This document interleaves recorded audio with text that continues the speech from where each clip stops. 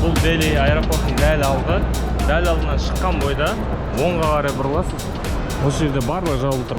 Міне аэропорттың дәл алдынан шықтым. 11, 12, 13 деген терминалдардан 10. Қай жерден шықсаңыз да метро деген міне белгі бар, сары белгі.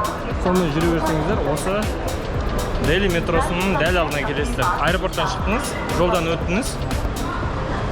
И метро дәл алдыңызда тұрады. Қазір бағасын көреміз, қанша тұратын. Такси деушілер өте көп. Аз ақшамен Делидің қақ ортасына жетіп алуға әбден болады.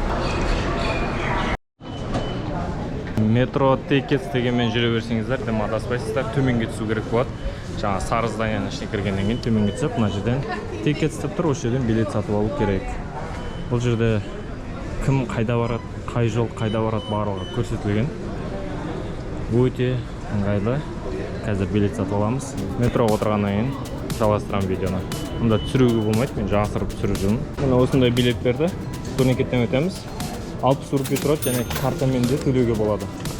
Ақша айырбастамай, Қазақстанның картасымен де төлеуге болады.